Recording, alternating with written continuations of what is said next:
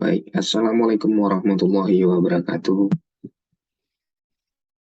Baik, kali ini saya akan mempresentasikan tentang uh, subjudul daripada keuangan internasional, yaitu kondisi paritas pada keuangan internasional dan nilai tukar rupiah. Perusahaan multinasional atau global adalah suatu perusahaan yang beroperasi secara terintegrasi di beberapa negara.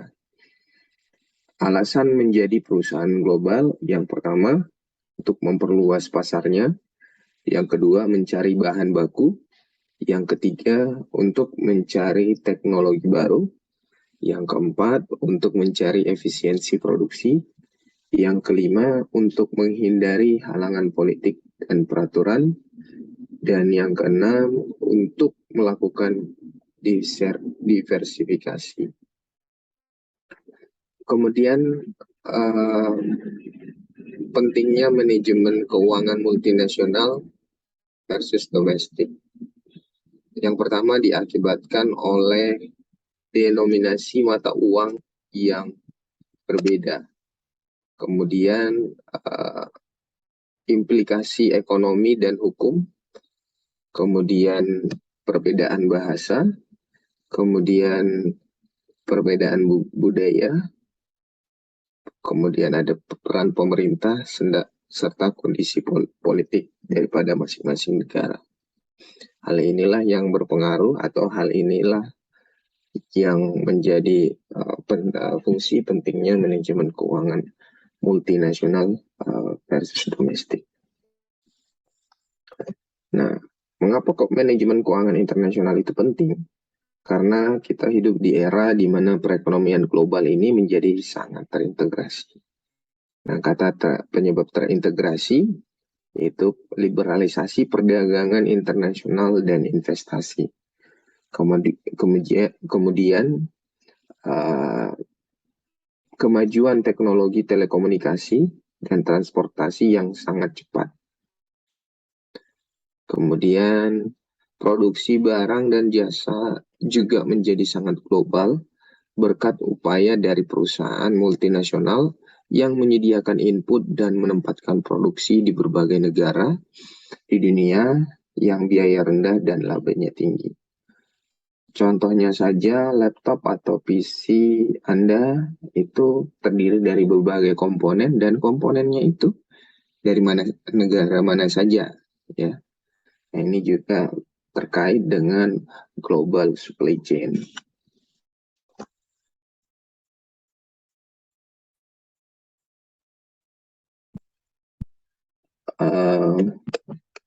Kemudian kita mengenal istilah exchange rate, ya, nilai tukar. Karena masing-masing negara itu mempunyai mata uang masing-masing dan sebagaimana kita ketahui bahwa mempengaruhi satu sama lain akibat adanya integrasi tersebut. Jadi nilai tukar rupiah, nilai tukar menentukan jumlah unit dari suatu mata uang yang dapat dibeli dengan satu unit mata uang lain. Kemudian nilai tukar muncul di bagian keuangan koran setiap hari. Kemudian nilai tukar antara dua mata uang disebut nilai tukar silang atau cross rate. Kemudian nilai tukar silang dihitung berdasarkan nilai relatif berbagai mata uang asing terhadap dolar. Jadi nilai tukar terhadap dolar juga mempengaruhi nilai daripada antar negara atau antar negara di dunia, ya. Kemudian kurs langsung, misalnya ya, dolar Amerika Serikat yang dibutuhkan untuk membeli satu mata uang asing. Jadi kurs langsung maksudnya yaitu dolar, ya, dolar, nilai dolar terhadap mata uang lain di dunia. Misalnya di sini ada real Brasil, ya, nilainya 0,3247 ya untuk satu mata unit uang asing. Kemudian pound Inggris, 1 pound Inggris itu nilainya 1,5398 dan sampai dengan Bolivar Venezuela. Jadi ini terjadi perubahan setiap hari ya, tergantung dari pasar uang asing. Jadi teman-teman bisa mengecek juga di website berapa nilai tukar satu unit mata uang asing terhadap dolar.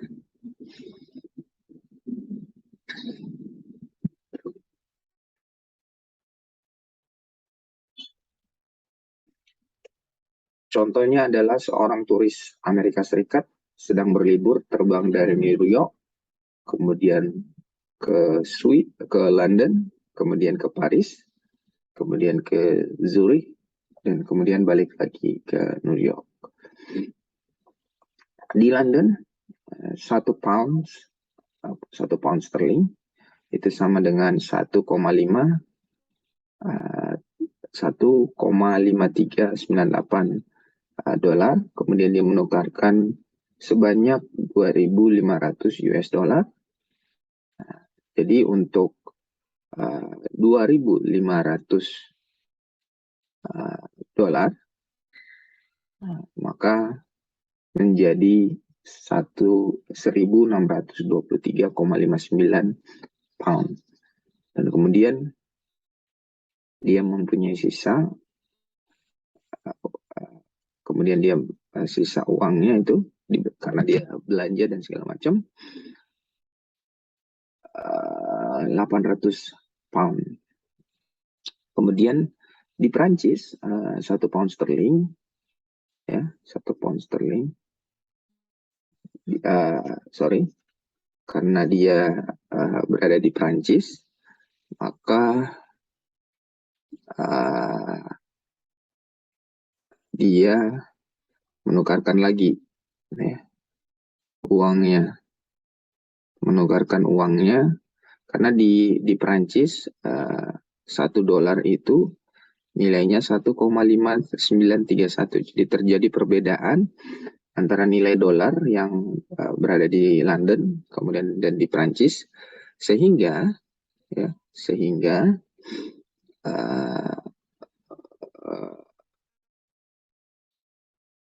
mohon maaf, jadi nilainya ini ada euro ya, dia menukarkan uang euro, maka terjadi perbedaan ya.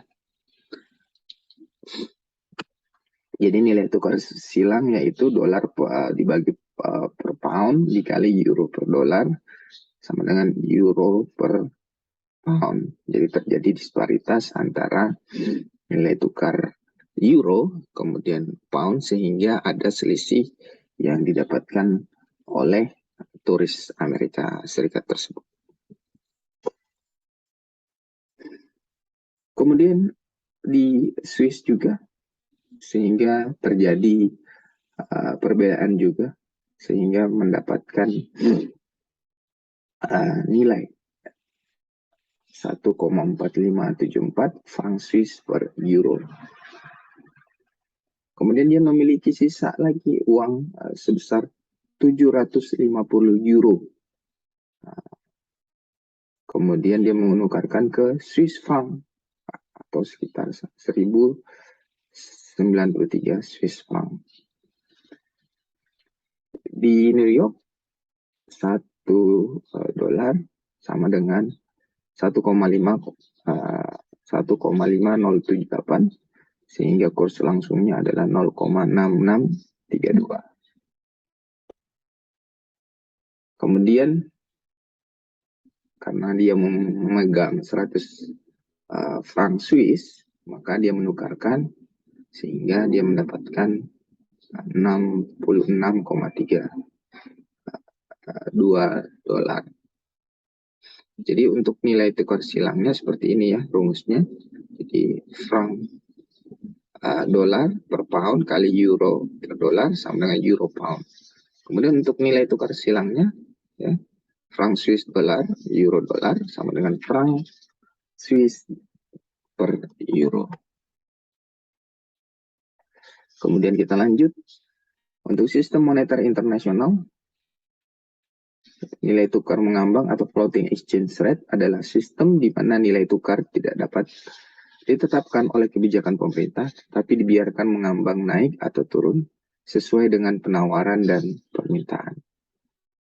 Kemudian nilai tukar patokan atau peg exchange rate terjadi ketika suatu negara menetapkan nilai tukar tetap dengan mata uang utama lainnya. Akibatnya nilai mata uang yang dipatok akan bergerak secara bersama-sama sejalan dengan berlalunya waktu. Mata uang convertible adalah mata uang yang siap sedia untuk ditukarkan dengan mata uang lainnya. Kemudian nilai tukar sekarang dan nilai tukar berjangka. Nilai tukar sekarang atau spot rate adalah nilai tukar yang dibayarkan untuk penerimaan mata uang pada saat itu. Kemudian nilai tukar berjangka atau forward exchange rate adalah harga yang telah disetujui di mana dua mata uang akan dipertukarkan pada tanggal tertentu di masa depan. Diskonto pada nilai tukar berjangka adalah situasi ketika nilai tukar sekarang menjadi lebih rendah dibandingkan dengan nilai tukar berjangka. Kemudian apa yang menentukan nilai tukar? Misalkan Inggris meningkatkan permintaan untuk produk Amerika Serikat. Impor Inggris memberi produk Amerika Serikat untuk dijual di Inggris. Mereka membeli dolar dengan pounds sehingga mereka dapat membayar perusahaan AS dalam dolar. Permintaan dolar meningkat dan memaksa nilai tukar pounds terhadap dolar naik, yang membuat produk Amerika Serikat lebih mahal di Inggris. Jadi sebagai ilustrasi terlihat pada grafik, jadi nilai tukar rupiah terhadap misalnya uang asing itu juga tergantung dari supply dan demand misalnya dolar seperti itu. Ketika demand-nya naik tentunya supply-nya akan berkurang. Tapi ketika demand-nya turun, maka supply dolarnya juga meningkat, menyebabkan nilai tukar mata uang domestik menjadi kuat terhadap dolar. Jadi, kondisi paritas internasional merupakan sejumlah kondisi keseimbangan di pasar valuta asing terkait dengan faktor-faktor yang mempengaruhi kurs suatu mata uang. Kondisi paritas ini diturunkan dari kondisi arbitrase, yaitu kondisi atau situasi pasar yang memungkinkan pelaku ekonomi mendapatkan keuntungan bebas risiko yang positif dengan modal nol dalam setting pasar modal sempurna yang memiliki asumsi sebagai berikut. Tidak terdapat biaya transaksi, biaya transport, biaya pajak, tarif biaya masuk, dan faktor lain yang membatasi perdagangan bebas. Kegiatan arbitrase dapat dilakukan sepanjang pasar tidak dalam keadaan equilibrium, tidak terciptanya hukum satu harga. Eksploitasi arbitrase mendorong situasi menuju keseimbangan, yaitu kondisi di mana arbitrase tidak dapat dilakukan lagi. Kondisi paritas internasional merupakan sejumlah kondisi keseimbangan di pasar valuta asing terkait dengan faktor-faktor yang mempengaruhi kurs suatu mata uang. Kondisi paritas ini diturunkan dari kondisi arbitrase, yaitu kondisi atau situasi pasar yang memungkinkan pelaku ekonomi mendapatkan keuntungan bebas risiko yang positif dengan modal nol dalam setting asumsi pasar modal yang sempurna yang memiliki asumsi tidak terdapat biaya transaksi, biaya transport, biaya pajak, tarif biaya masuk, dan faktor lain yang membatasi perdagangan bebas. Kemudian aktivitas arbitrator. Yang pertama kita kenal dengan purchasing power parity. Kemudian Fisher effect. Kemudian international Fisher effect. kemudian international parity. Apa itu? Ya, yang pertama paritas suku bunga. Paritas suku bunga atau interest rate parity menganggap bahwa investor akan memperoleh tingkat pengembalian yang sama pada investasi sekuritas di mana semua negara telah melakukan penyesuaian terhadap risiko. Sebagai gambaran, ada persamaan nilai tukar berjangka dibagi dengan nilai tukar sekarang sama dengan 1 ditambah KH bagi 1 dengan KF. Jadi KH yaitu bunga pada domestik, KF itu foreign, ya, bunga pada pasar internasional. Paritas suku bunga. Paritas suku bunga merupakan kondisi arbitrase yang harus dipertahankan apabila pasar keuangan internasional dalam kondisi equilibrium. Misal kita sebagai orang Amerika punya $1 dan kita punya opsi untuk investasi di Amerika Serikat atau di Inggris. Jika di dalam negeri, maka nilai investasi setahun kemudian dapat dicari dengan rumus sederhana, yaitu $1 ditambah 1 ditambah bunga daripada dolar, yaitu nilai tukar spot. Namun jika di luar negeri, kita harus melakukan yang tiga hal. Yang pertama, contohnya kita di Inggris, ya, Amerika Serikat, kita orang Amerika Serikat dan ingin melakukan transaksi di luar negeri, maka yang harus kita lakukan yang pertama menukarkannya ke pound sterling, kemudian investasi dengan pound sterling tersebut, dan ketika menjual kembali investasinya harus menukarkannya kembali ke mata uang kita dengan nilai tukar forward. Nah, ini untuk suku bunga dolar efektif dari alternatif investasi di Inggris tadinya dinyatakan sebagai berikut. Ini ada rumusnya. Kemudian maka untuk memastikan keseimbangan di suku bunga dolar dan pound di pasar internasional, maka akan dibentuk persamaan sebagai berikut. Misalkan suku bunga di Amerika Serikat 5% per annual dan di Inggris 8% per annual. Lalu kurs spot sama dengan 1,8 per pound US dollar dan kurs forward dengan jatuh tempo setahun adalah 1,78 per pound. Kemudian kita cek dengan rumus tersebut, maka dihasilkan 1,068. Ternyata beda dengan perhitungan 1 tambah 0,05. Maka itu artinya IRP tidak berlaku di kasus ini. Artinya masih ada peluang arbitrase karena bunga dolar lebih kecil dibandingkan bunga di Inggris. Maka kita seharusnya melakukan pinjaman di Bank Amerika Serikat untuk memaksimalkan keuntungan. Kemudian jika kita pinjam uang ke bank senilai $1 juta, maka berapa profit yang akan kita dapatkan nantinya? Ya, kita gunakan data yang sudah ada tadi, ya. Ya, kita uraikan dalam beberapa step. Yang pertama, kita harus pinjam uang, artinya kita harus membayar pokok tambah bunga. Maka $1 juta dikali 5% tadi bunganya adalah jumlah yang harus kita kembalikan. Ya. Kemudian kita beli pound dengan uang $1 juta yang kita pinjam tadi dan mendapatkan keuntungan 555,556 555.556.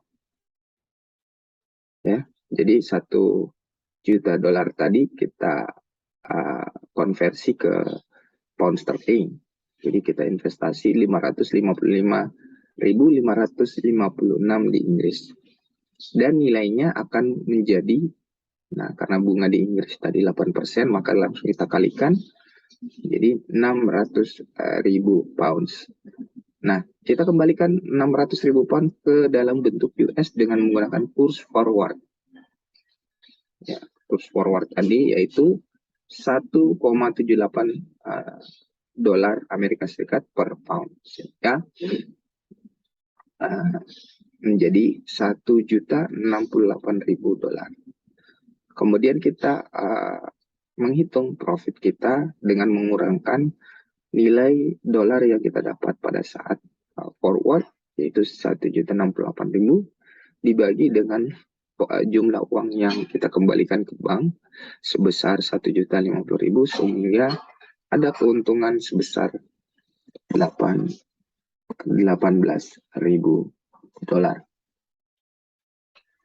IRP memiliki implikasi langsung dalam penentuan nilai tukar. Ingat bahwa kurs forward pada dasarnya adalah kurs spot yang diharapkan akan terjadi di masa depan. Dan coba lihat bentuk hubungan IRP dan sisi pasar spot. Artinya harapan atau ekspektasi memainkan peranan dalam penentuan nilai tukar. Dari mana manusia bisa menentukan ekspektasi mereka? Bisa dari asumsi dalam alam pikiran sendiri atau sumber-sumber berita yang terjadi dalam skala nasional sampai global. Namun karena semua orang punya harapan atau ekspektasinya masing-masing, akan terjadi situasi tarik ulur di dalam pasar yang akan membuat nilai tukar menjadi dinamis dan berfluktuasi.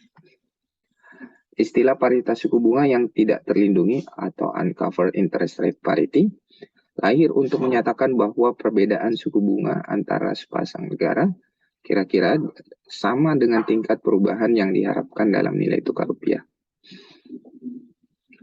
Dinyatakan dengan bunga dolar dikurang bunga pound kurang lebih sama dengan elastisitas.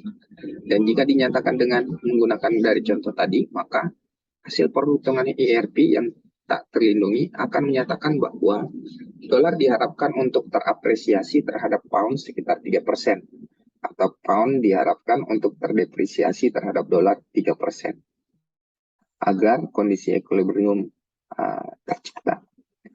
Jadi kesimpulannya, yang pertama, IRP mengimplikasikan bahwa dalam jangka pendek, nilai tukar tergantung pada yang pertama, suku bunga relatif antara dua negara.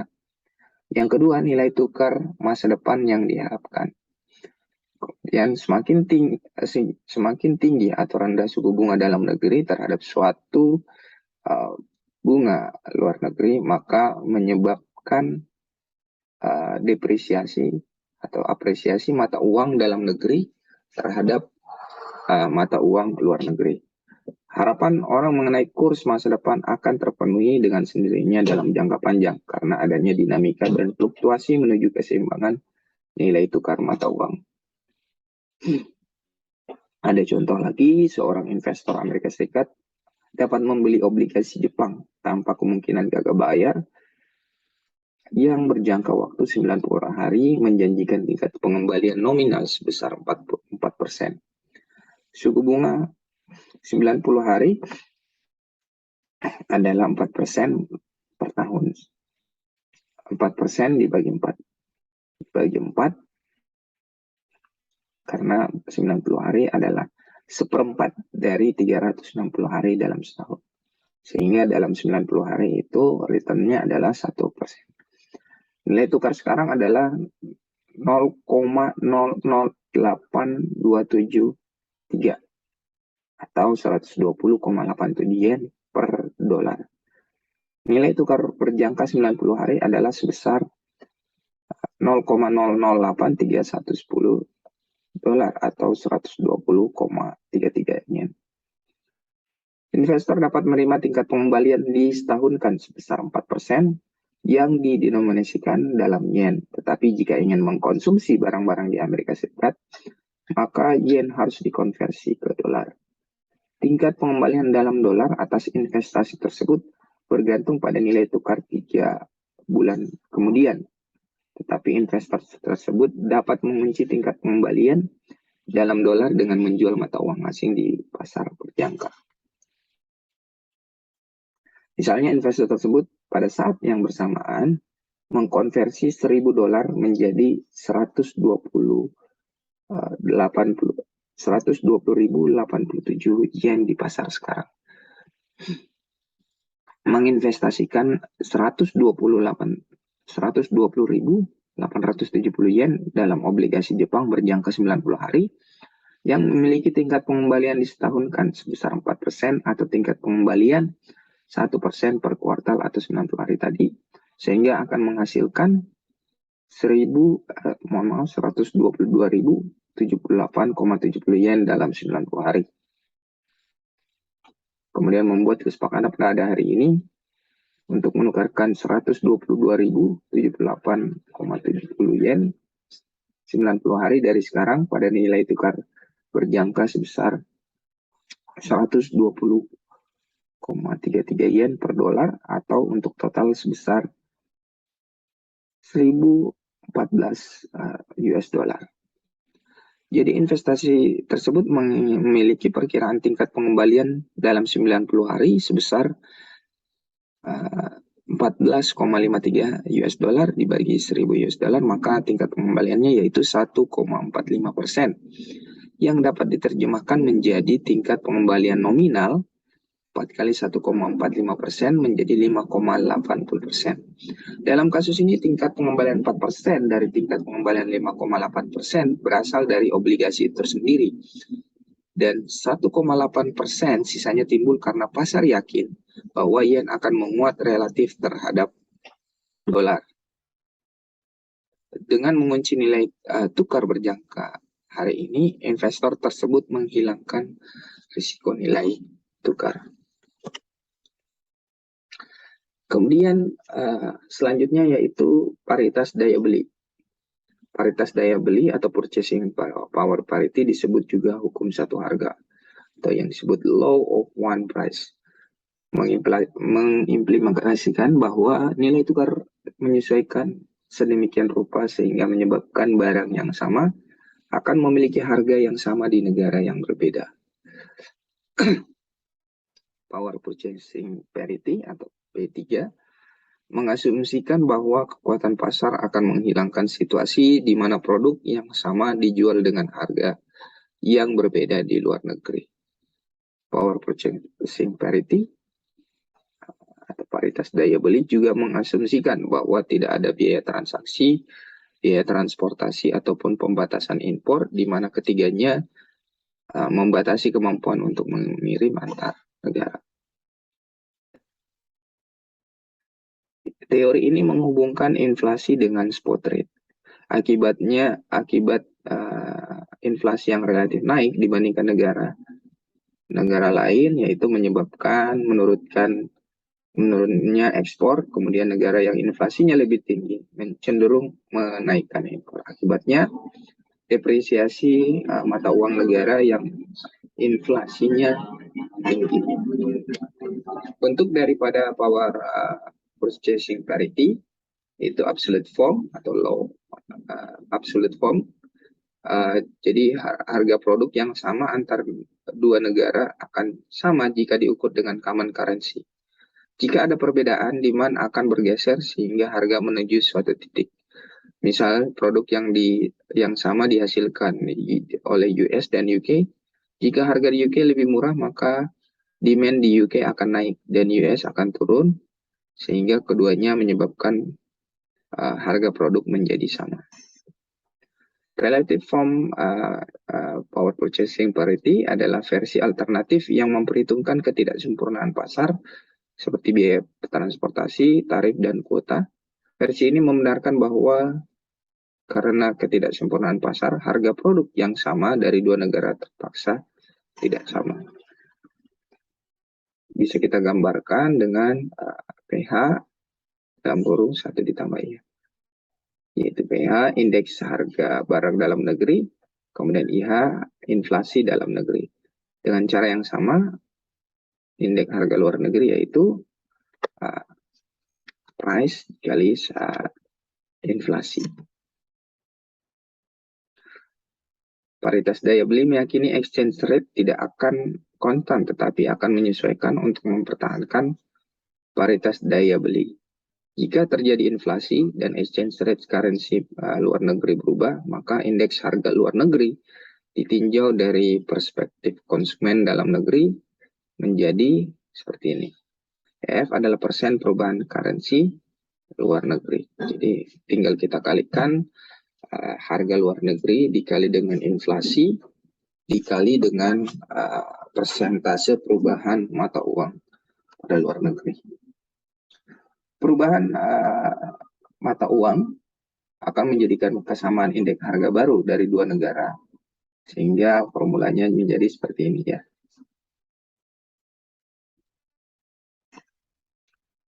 Kemudian awalnya exchange rate adalah equilibrium, selanjutnya tingkat inflasi dalam negeri 5% dan luar negeri 3%.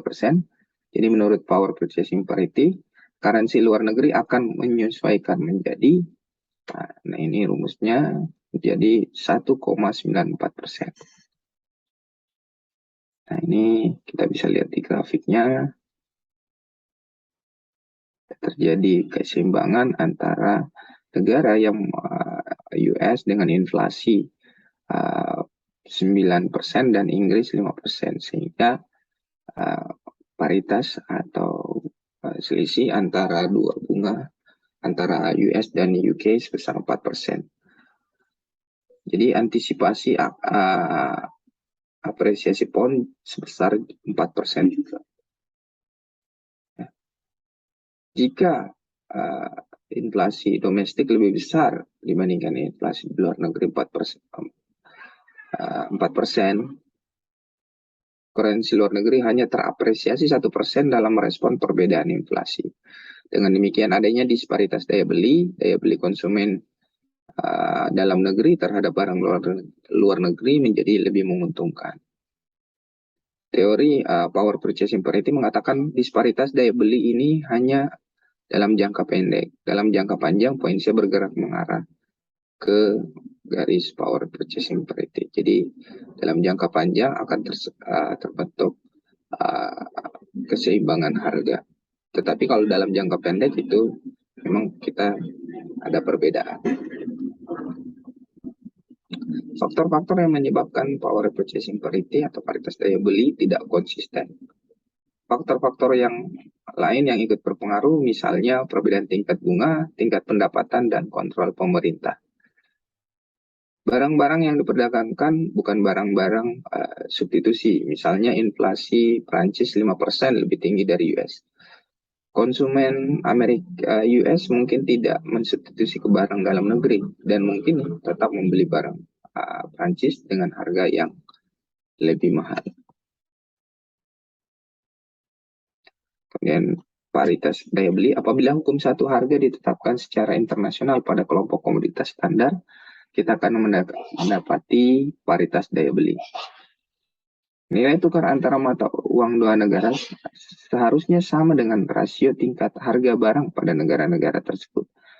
Anggaplah price dolar merupakan harga dolar dari komoditi kopi Arabica dan PI adalah harganya. Maka secara formal, Power Purchasing Parity menyatakan bahwa nilai tukar spot antara dolar dan pound seharusnya spotnya adalah harga dolar atau harga daripada komoditas kopi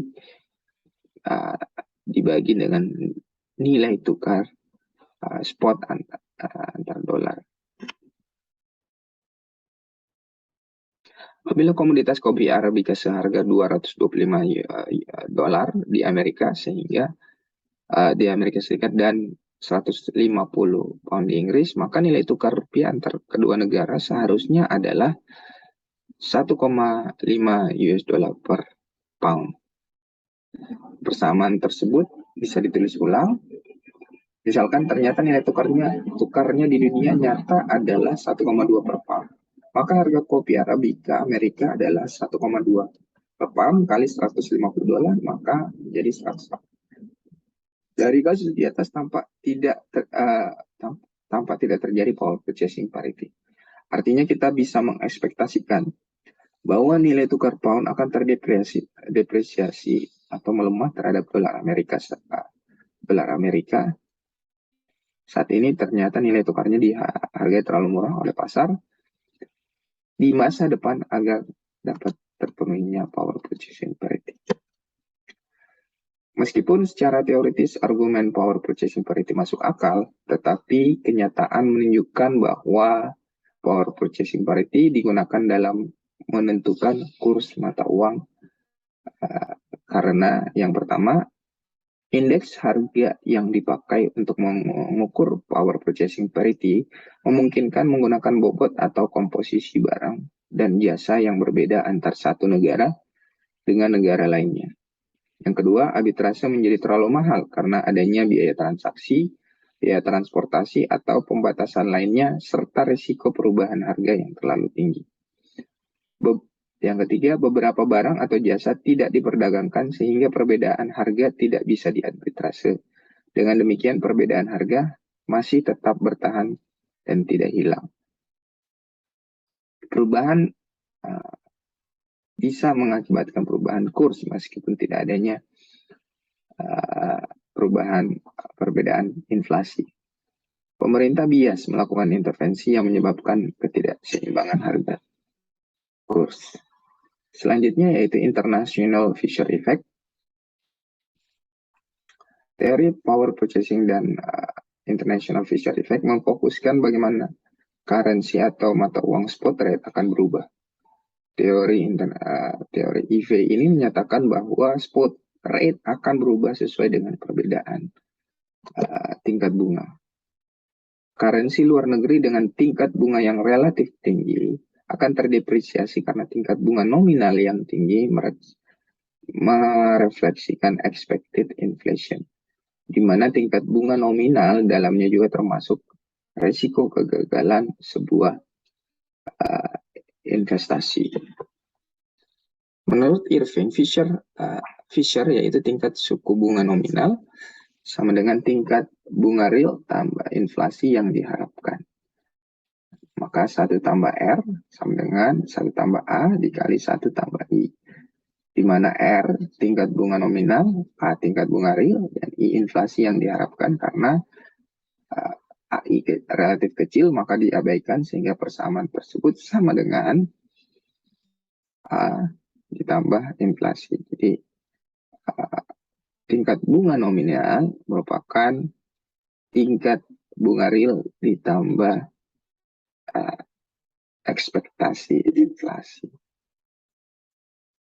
Kondisi ini berlaku di setiap negara sehingga persamaannya dapat ditulis sebagai berikut. Misalnya domestik, Indonesia, dan foreign. Jadi tingkat bunga real ditambah inflasi. Jika aliran modal antar negara tidak dihambat, maka tingkat suku bunga real antar negara akan sama. Jika tidak sama, maka akan terjadi aliran modal dari negara dengan tingkat bunga real terendah ke negara tingkat bunga real tinggi, sehingga akan terciptanya keseimbangan di mana tingkat bunga real akan sama antar negara. Dalam keadaan seimbang, akan terjadi kondisi sebagai berikut. Tingkat bunga real sama dengan domestik akan sama dengan tingkat bunga real di foreign atau di luar negeri. Persamaan tersebut menunjukkan bahwa perbedaan tingkat inflasi akan menyebabkan perbedaan tingkat bunga, atau negara dengan inflasi tinggi akan memiliki tingkat bunga nominal yang tinggi juga. Ya. Efek Fisher International, penggabungan power purchasing parity dan efek Fisher akan diperoleh efek Fisher International yang menjelaskan kaitan antara tingkat bunga dengan kurs mata uang. Aktual pengembalian investor yang diharapkan dalam investasi sekuritas pasar uang dalam negeri tergantung pada yang pertama tingkat bunga luar negeri, yang kedua perubahan nilai currency, sehingga formula aktual atau effective return pada deposito luar negeri adalah sebagai berikut. Menurut EV, expected return pada tingkat investasi pasar uang negeri akan sama dengan interest rate pada investasi pasar uang lokal.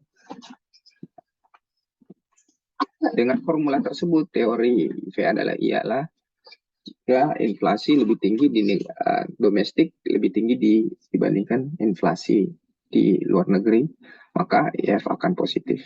Ini menunjukkan currency atau mata uang luar negeri akan apresiasi jika tingkat bunga luar negeri lebih rendah dibandingkan dalam negeri. Ini contohnya.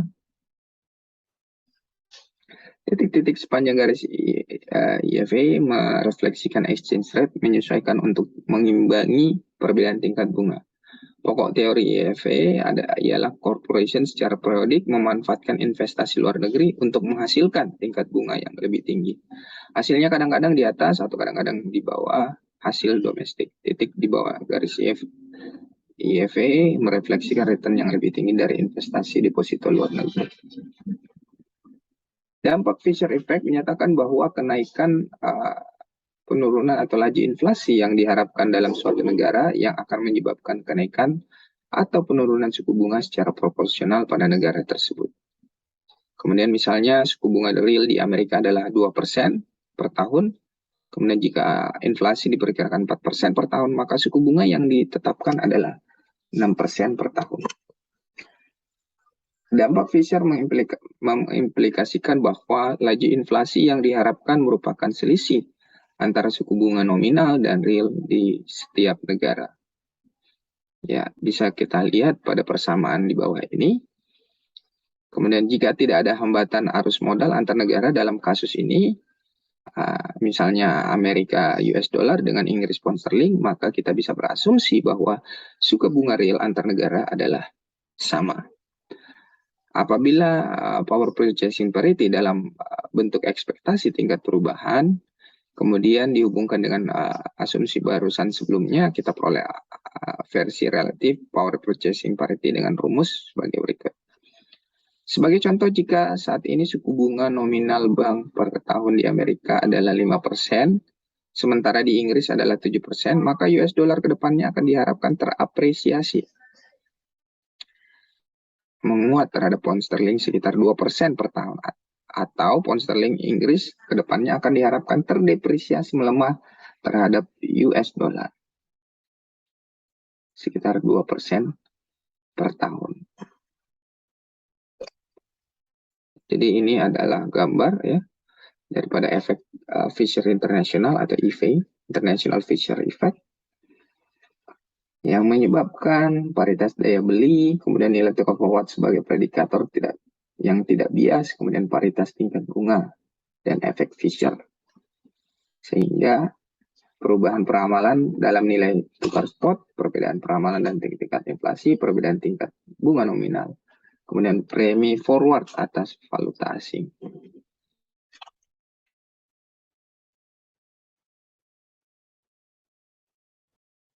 Demikian untuk paritas sistem internasional, presentasi saya. Nanti kita akan lanjutkan lagi di pembahasan berikutnya terkait dengan interest parity. Demikian presentasi kami, kurang dan lebihnya mohon dimaafkan. Assalamualaikum warahmatullahi wabarakatuh.